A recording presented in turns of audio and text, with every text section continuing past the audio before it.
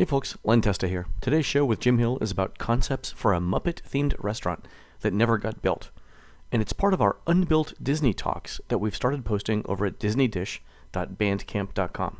If you're interested in hearing stories about the other things that Disney thought up but never quite got done, check those out. We've already got a couple of shows over there, each about an hour long, on Bandcamp. The first one goes through a 1984 memo about development ideas that never got done. They include a George Lucas Star Wars park and unbuilt ideas for Disney's Animal Kingdom, including unbuilt show scenes for Dinosaur that really would have transformed how we look at Dinoland. We're planning on doing about 15 of these shows, some here on iTunes, most over at disneydish.bandcamp.com. If you like this sort of thing, to quote Abraham Lincoln, this is the sort of thing you'll like. And now, on with the show.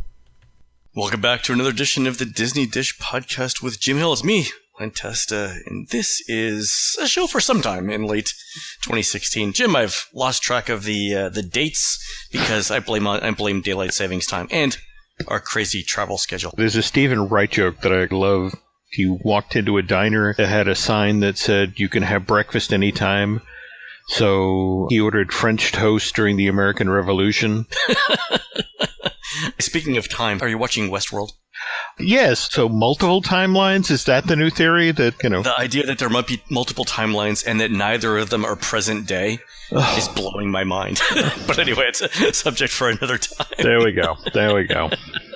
All right, Jim. So speaking of current events, a couple of things I want to talk about before we get into today's show, which is about alternate concepts for Muppet restaurants. But before we talk about that, a couple of things that have happened in Walt Disney World recently. First, Epcot announced a new festival because apparently there were like 6 days in January that weren't. Yeah. What's the name of this new festival? I believe it's the Festival of the Arts, which 2 and 3 years ago, a concept was floated for basically an Innoventions festival. And the idea was that during the month of January and into February, they would invite young people down, and again, it's the equivalent of BattleBots and that sort of thing would be there. It was very much in that style. And that idea went away, and now we have the Festival of the Arts. When I was mentioning it to Nancy in the car earlier today, she was like, "Didn't they used to have that at the shopping village?" Yeah, it was an arts-based thing, but it was on a much smaller scale. This is a Friday, Saturday, Sunday, Monday thing, so long weekend type thing. And is it going to be in Future World? Because I didn't read that part of it. Remember that you've got horticulture ramping up for in March. Yeah, and they have to start planting in February. So I have to assume that given the standard procedure that they use World Showcase, because they're trying to drive people deeper into the park, so they'll eat at those restaurants and that sort of thing. This news coming on the heels of Bob Chapek talking about there's a new day coming for Epcot. Let that lead to a final sunset for Future World, Jim. Nice setup there, thanks. I gotta ask, and I'm sure I know the answer to this already. I heard visual arts. You mentioned performing arts. The cynic in me says there has to be culinary arts in there as well. Yeah. I think now they're doing a holidays around the world type food event there. Yeah. And that's going to run through like the first week of January. And then this thing starts January 13th, this new Festival of the Arts. So really some of those booths in World Showcase could be there literally from September through, the end of Flower and Garden, right? Yeah. In May? And really, the only reason they'd move them backstage for May through August, September is because you get the larger crowds then during the summer, and it's like you want to keep those walkways open. What I told Laurel, I said that, number one, those things probably weren't designed to stay out 9 months out of the year, and the walkways during summer will probably be more crowded. But we can expect sort of the same sort of twists on standard food and wine offerings for this Festival of the Arts thing. Yeah. Musical and Broadway showcases at the American Gardens Theater Stage. So musical showcases could really be anything. I mean, they could get anyone from Rick Springfield to the Harlem Boys Choir. I mean, it will be interesting to see this being the first what they'll try. But okay, I found the quote from Chapek. Okay, so this is what Chapek says about Epcot. And that the park will be going through a major transformation in the next couple of years. Couple means 2.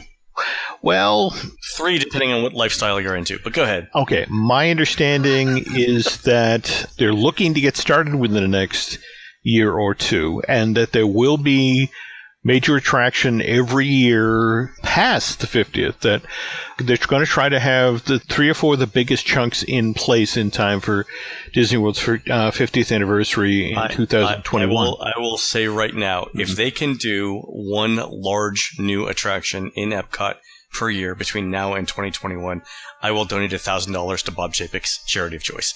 That is not going to happen. I'll even give them 2018 to start. It's just not going to happen.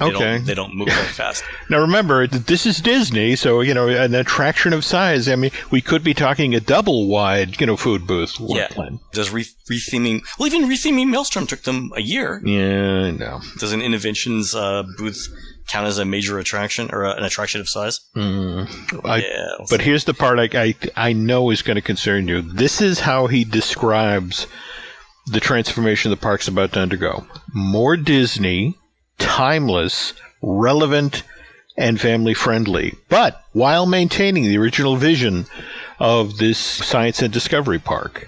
You know what that sounds like to me? That sounds like the ice cream that you buy, the low-calorie ice cream that you buy in discount supermarkets that promise you all of the great taste and none of the calories, and it turns out being none of the calories and none of the taste. You simply can't do those things.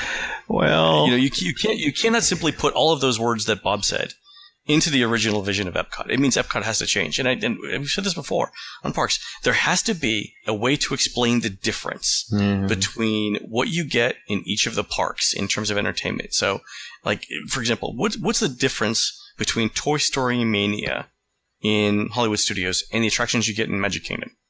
I mean, that would be a difficult thing to explain, right? Yeah. Epcot, we can explain what Future World and World Showcase were supposed to be, but the more you add Disney characters in there, and the more you base the rides off of IP, Disney's intellectual property, then it becomes more and more difficult to explain exactly what the difference is between Epcot and Magic Kingdom. I completely agree. But the problem is that we are in Pottery Barn country, Len. Future World and World Showcase were broken, and in the process of breaking before Michael Eisner came through the door. I know. But still, I think in a long weekend we can figure out what to do with this. Okay. It's commitment. So, Jim, on the heels of things that aren't going to happen, weren't we supposed to have Rivers of Light by now? Yeah. There was strongly hinted that during last week's media preview, the members of the selected media would get to see Rivers of Light, and we had seen activity. I mean, literally up until, I think this was the preview was supposed to be on November 18th, and I think, up through the night of the 17th, we had heard things like, people reporting, hearing the entire soundtrack, and there were blurry photos of floats in the park after dark and after all the guests had left, and now nothing. Yeah. Iger signs off on all of this stuff, and they sent him the video of the last performance rehearsal, whatever you want to call it. And Bob looked at it, and there has been improvement.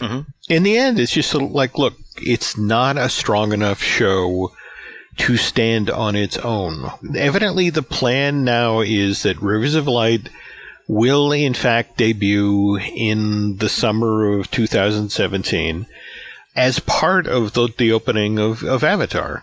And given that, those people who are waiting to get in have to have something to do, it's like, hey, there's that Rivers of Light thing. Why don't you go check that out? Evidently, entertainment basically has been told, okay, how long will it take us to burn off the cost of Rivers of Light? And it's a 3 to 4 year return on investment, Len. Wow. And then it's just okay, fine. For the 50th, I want a brand new entertaining show for this space. I get it. You know what? And, I think it's a good management decision for if Iger really did say that it wasn't ready to be released. That's a commendable decision. Don't release it if you're not proud of it. That's fine. And if they want to wait till next year, fine. You mentioned though that they've committed to a summer opening now. Yeah. Of Avatar. So summer ends September 21st, 2017. How comfortable are you on that date, given what we know about Disney? Boy, we just had Cameron and John Landau, the producer of the Avatar films, on stage hyping this whole thing. In fact, they showed animatronic shaman you'll encounter on the Na'vi River adventure. Yeah, it actually looked so good I thought it was CG. I don't think that video actually does the figure credit. You're not going to see the shaman as a close-up. She's going to be standing on shore. It's going to look that much more impressive when she's a 10-foot-tall figure and moving that smoothly. You're not going to be a foot and a half away from her face. You're going to be in a boat looking up, surrounded by this amazing bioluminescent forest. It'll work there. My concern is that they do something like they did with Frozen Ever After in Epcot, where they spend all the money on 2 animatronics, and then you end up floating by 100 feet of wall that's completely unthemed and painted black. I can tell you that's not the right perception. I can't tell you why. I know that. We'll talk off the show. Well, yeah, that's no. Trust me. This is one of those stories that Jim tells me, and then 6 months later, we get to tell everyone else. Yeah. So fair enough. But, all right. So one last thing then. For the weekend, I got a tip from someone who is involved in the project that the Magic Kingdom has launched private cabanas in Tomorrowland. And what these are canvas tents, family-sized tent. They fit 8 people, so they're the size of a small bedroom with clear windows and some chairs in them. And the idea is that there's about 8 of them stacked off to the side of Space Mountain in Tomorrowland. And for $650 a day, plus admission, you can use one of these cabanas to rest or get out of the sun or, relax, bring your kids into nap or whatever. $650 a day, Jim, for cabanas. Okay, now remember, this is the pilot. It's a test. It's a test. What's it a test of? Suppose the test is successful, James. Well, there's an element of these that haven't been dropped yet. One of the things, the final finished version of these cabanas will have the most excellent view of the fireworks and the parade that you can imagine. That means they wouldn't be in Tomorrowland then, because the parade doesn't go through Tomorrowland. Actually, yes, but don't think on the ground, think up. Oh, so you and I had talked about this years ago, where they were going to use the rooftop of the space that used to be the Tomorrowland end of the Skyway? Mm-hmm. Is that what you're saying? Yeah. Because that's a fantastic view of the park. Yeah. So, not that I've ever been up there illegally. Let me just say that right now. No. Once the info comes back about this test, and I was told one of the perks of this was that you were going to be able to sit inside of your cabana, and they were going to allow people to order from Sunny Eclipse and have food delivered there. Yeah, I've heard that food delivery is definitely an option. The food is not part of the deal? No, well, so not yet.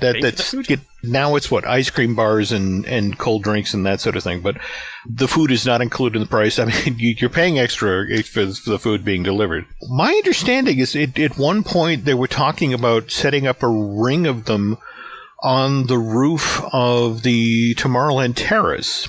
That would be moderately interesting. The main objections that I have with the cabanas now aren't the price. They look hideous. They do. They absolutely do not go with any of the theming in Tomorrowland. And to say that it's only a test implies that Disney doesn't have the capability of making a Tomorrowland-looking tent, which I tend to think their creative team could probably come up with something, again, over a long weekend. It's that the management doesn't care enough to put the money into it. And my second concern is that it is so blatantly an us versus them class thing. Yeah. That if it was more discreet, I would be absolutely fine with it. But the way it is right now is not something that I can get behind. Again, if it's up on the roof of the Tomorrowland Terrace, if it's built in to the Skyway, I'd even heard talk of putting them above the shops on Main Street. Absolutely fine with that, right? But I think one of the great parts about Walt Disney World is that with very few exceptions, once you get into the parks, class distinctions disappear. You don't know whether the person next to you is staying off-site or at the Four Seasons or the Grand Floridian, and they don't get any special perks as far as you can tell because of that. And I think that's good. Especially coming up on a 50th anniversary, we were trying to get the entire world to go there. Yeah. To get back to what you see as badly themed tents, one of the reasons they look the way they do is that because they're going to move around. There's going to be a test. My understanding is that they're going to drop them the tents where that kiddie play area. The year before last, it was the one that was themed around Monsters University. Oh, on the side of Future World East between Canada and same thing. Throw up some planters so it's somewhat discreet, but it's fairly centrally located between World Showcase and Future World. And same thing. Find out if people are willing to pay $650 a day for there. And the Imagineers have been told to hold an acre and a half in reserve as part of the Star Wars experience. You know, you could put a lot of tents in Wonders of Life. So you told me the acre and a half thing. So I ran some numbers, just sort of like, back of the laptop type of calculations. And I came up with this. Let's say that the tent and sort of like the walking area around it takes up 600 square feet. That means that you could put about 110 of them into an acre and a half. And at $650 a day, it's something like $11 million in revenue per park per year. For something like the studios, that is literally like adding $1 onto the cost of every ticket that you sell. I understand why they're doing it. I mean, at that point, if the question is, hey, we're going to throw up some tents, and between the California parks and the Florida parks, we're going to get $67 million in additional revenue. Disney can't buy tents fast enough for that, right? No, I agree. But in talking to folks who are involved with this project, one of the things about the cabanas is that in final form, they want at least 5 to 10 feet of space between them. They won't be quite on top of one another. I will tell you from the Imagineering side of this, they're kind of furious because from the Imagineers' point of view, they're like, you cannot have this space in Tomorrowland permanently. We have things coming down the pike that we want to actually put in that space. Yeah. And so it's like you have to find another place for these. Being told that you have to carve out this land in Star Wars experience, it's like... Yeah, and let's face it, I mean, an acre and a half is, for an addition like Star Wars Land, an acre and a half is not small. No, and that means you lose an expansion pad. Yeah, a restaurant, fast food restaurant or something like that, yeah. But at the same time, the argument for parks and resorts is like, look, it's a revenue stream, and the money from this revenue stream... $11 million a year. Yeah. That buys a lot of concrete for another expansion pad. So... All right, so let's move on, Jim, to our topic of the day, and it's another unbuilt Disney topic. This one relates to the opening of the Pizza Rizzo restaurant in the studios, right? Yeah, and it's soft opened last week. It's now officially open. Last week. Yeah. Yeah, and it's ironically the exact same menu, same prices, same food, same everything. I think it is extremely light on the Muppet theming, which is kind of ironic given the thing that we're about to talk about. I want to credit Seth Kabersky of the Orlando Weekly, and we work with Seth on the unofficial guide. But he pointed out, when you take into consideration the expansion of the seating area and the fact that they doubled the ovens, they doubled the cash register, they now have the capability of making 1,000 pies an hour.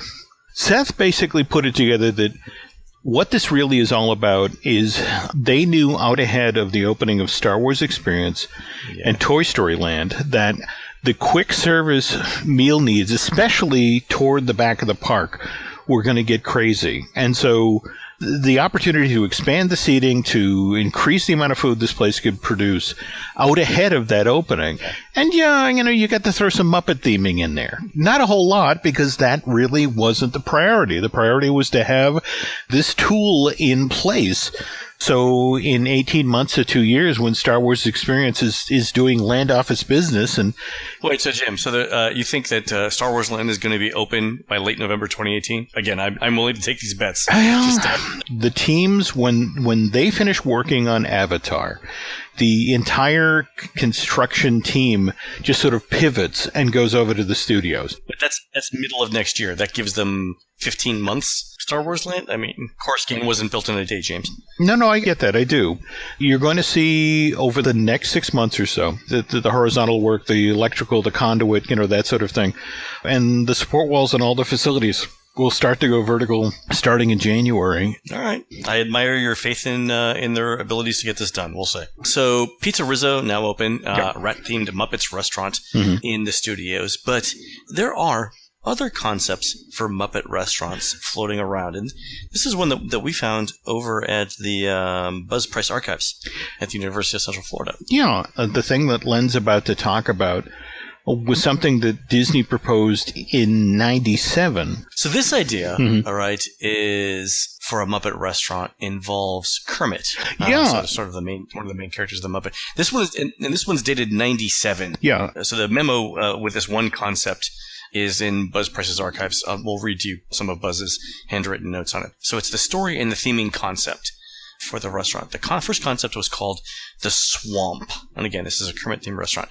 Some names that they came up with for it: the Lily Pad Cafe, Kermit's Lily Pad Cafe, Kermit's Meadowview Cafe, Blue Bayou, which is the name of the restaurant in Pirates of the Caribbean in Disneyland, which I think is hysterical. Also, Kermit's Bayou Restaurant, Kermit's Bayou Bistro, Howe's Bayou. That's my favorite of the bunch. I love that one. Too. And Kermit's Cafe.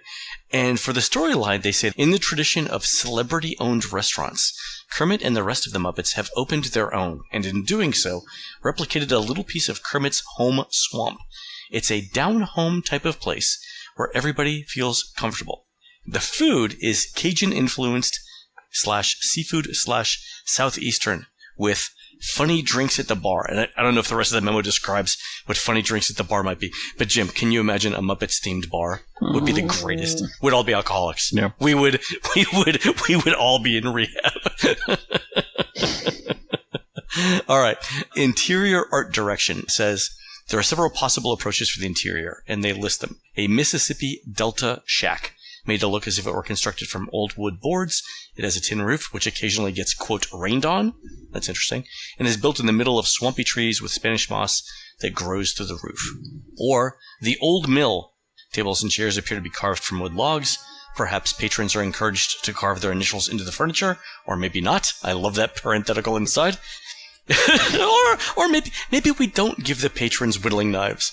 A water wheel still turns as a small waterfall gently cascades into the swamp. The third idea is a treehouse. Built in a synthetic tree about 1 story over the main dining room, the treehouse seats about 25 diners and can be used for private parties. The floor of the treehouse has a hole in its center to allow a branch of the tree to come through.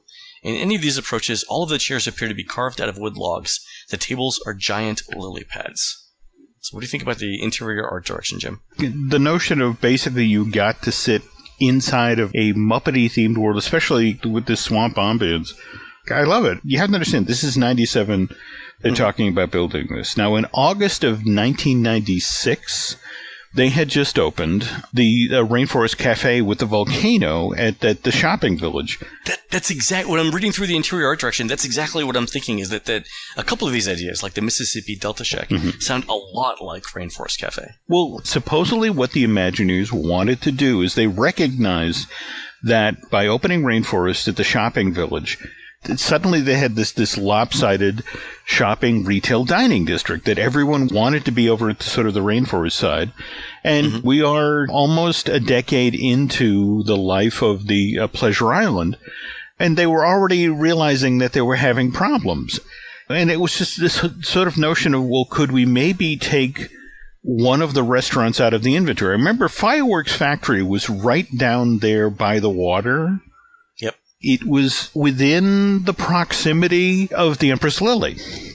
And so the thinking was that what they would do is they would create this sort of boardwalk area that basically they would de-annex, for lack of a better term, Fireworks Factory out of Pleasure Island. And they changed the orientation of the restaurant so you entered from the water side, but you'd walk by the Empress Lily, you'd come to this sort of boardwalky, swamp-themed area, you'd walk along Lake Buena Vista, and what they'd done is they'd gutted the building, except for the tree that's coming up through the roof and that sort of thing. And now this is Kermit's Lily Pad Cafe. I like the entry through the water on the water side. Yeah. Well, especially when you consider the outside lagoon area. Yeah. Let's talk about the exterior art direction. So they say there are several approaches, each incorporating a pond or a river. So again, it's the fact that you've got the Lake Buena Vista there is good. So the circular pond approach says this.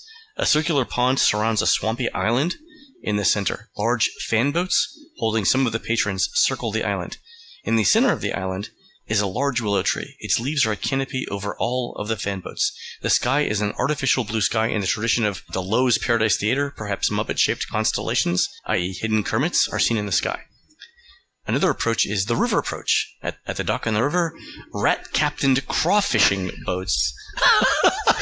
Can you imagine Rizzo as a boat captain? I think that'd be hysterical. Rat-captained crawfishing boats pull up. Trees and Spanish moss are a canopy above. Small rat-sized riverboats paddle along the pond. From their tiny internal speakers, we hear that something fun is going on. Either approach could incorporate a huge treehouse. See interior art direction setting for details. The tree towers above the main floor. And to the side of this, Buzz Price has written, "No rats in a restaurant." I love that. I love that. So yeah, I love that. It's like literally the first thing he writes. But then he says crawfish as a specialty of the house, which is brilliant. So that's where you see a couple of different mentions of crawfish in this memo, and to make them not only a feature of the decor but also a feature on the menu, I think is kind of funny. I agree. So interior vignettes. In the wait to be seated area, there are large pick your food seafood tanks inhabited by Muppet fish who try to talk you out of eating them.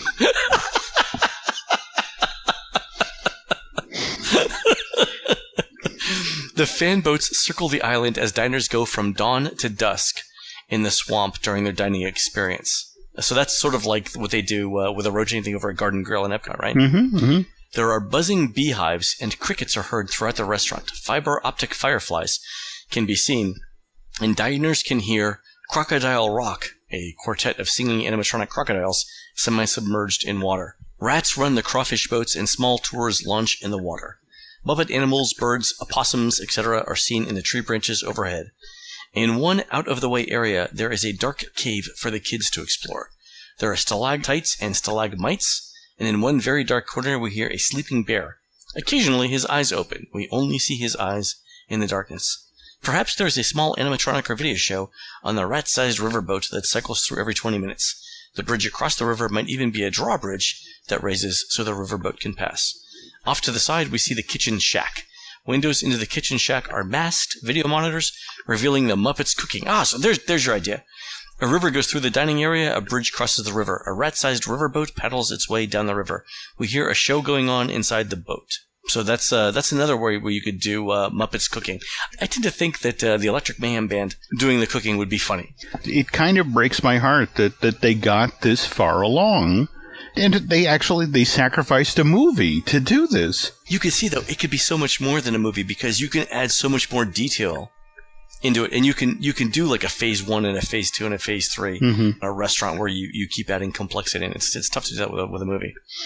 Mm-hmm. All right, so let's talk about the last page of this memo with the interior vignettes. Muppet crawfish and other seafood plan their escape and make a break for it. The diners watch it all on, quote, surveillance video cameras. A big mounted fish on the interior dining area talks. Animatronic lounge lizards perform every 20 minutes, singing a selection of lounge singer classics.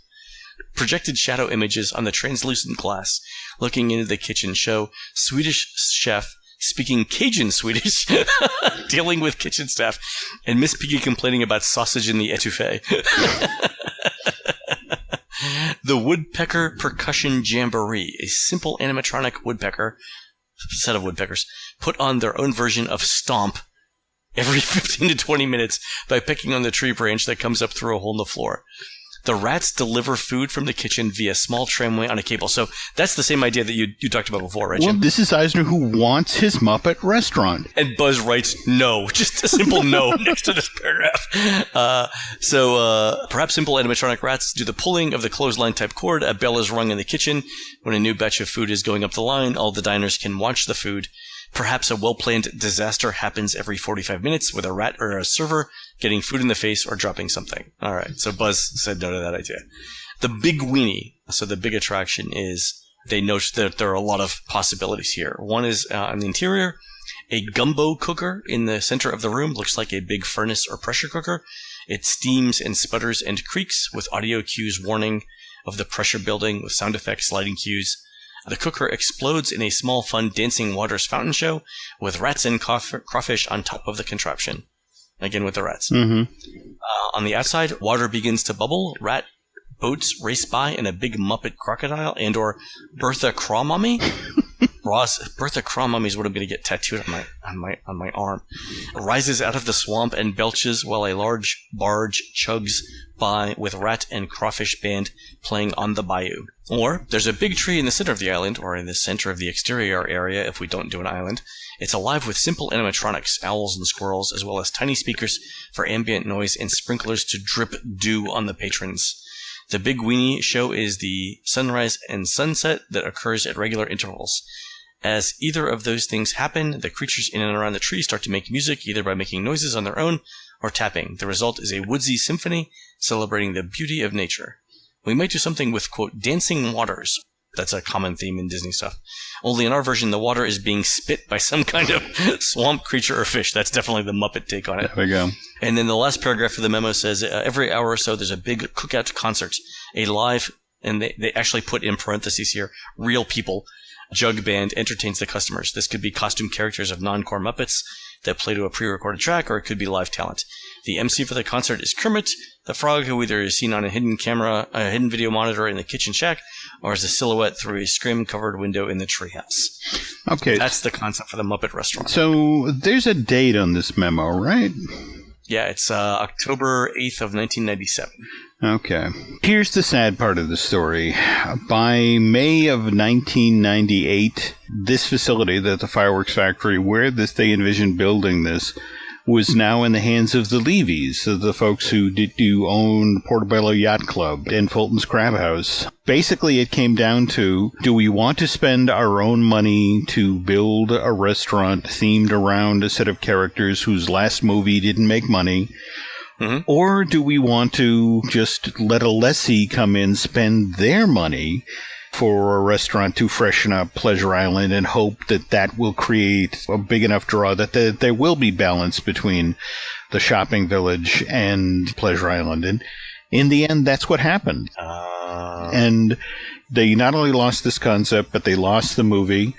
But Eisner kept after the Muppets. And when they bought them in 2004, finally, there were a lot of people within the company well, why are we doing this? I mean, these are the Muppets. They're kind of a fated franchise. And Eisner was actually able to ram it through because at that point, one of the hit shows for young children on the Disney Channel was Bear in the Big Blue House. Love that show. Yeah, but it was one of these things where that was Henson produced. And so when they bought the assets, I mean, Eisner literally just said, cherry-picked, okay, I want the Muppets, I want Bear in the Big Blue House, I want all of the Muppet movies that they made, I want the television shows. And Disney actually left behind Labyrinth, they left behind the Dark Crystal characters. It's been interesting. The Henson family has actually been developing, and Fraggles, they left behind the Fraggles. Really? Fraggle Rock? Yeah, but they took every iteration of the Muppets, in fact, the Muppet Babies. In fact, Disney Junior is reviving the Muppet Babies as... Muppet Babies. Yeah, they did a test of that a couple years ago, right? Well, I mean, the difference is they're doing them CG, and they'll be doing as a full-blown series in 2017. Nice. But sometimes going through Buzz's stuff at the Rosen kind of breaks your heart. I mean, it's cool to trip over this stuff, but it's just, they got so far along in the development of this, and it's just in the end, the Muppets aren't making any money, and we don't really want to spend any of our own money, so sure, let's give it to Levy. The thing that I love about the memo is, and this is the tantalizing thing about it too, this is concept number one. There were apparently other concepts. Yeah. And we haven't yet got to them in the archives, but you know that there's stuff like that just buried away. Time to go back to the boxes, Glenn. next time we're in Orlando. Yeah. All right, so we've got, like another dozen or so of these? Easily, yeah. Fantastic. Folks, if you enjoyed this, head over to disneydish.bandcamp.com. We're posting other recordings of our Unbuilt Disney Talks there for a small fee, a couple bucks per show. Each of them is about an hour long, but they contain things that very few people have ever heard of regarding stuff that Disney hasn't built. Everything from their famous 1984 memo explaining why building an animal or studios-based theme park is a bad idea, to things like I know it'll never work. That'll never wake. To things like the SS Disney, an oil tanker converted into a floating theme park. Go ahead and listen to those over at disneydish.bandcamp.com. And while you're at it, please go on to iTunes and Stitcher and Google Play and rate our show and tell us what you would like to hear next. Don't forget, we are produced fabulously by Aaron Adams. For Jim, this is Len. We will see you on the next show. Take care.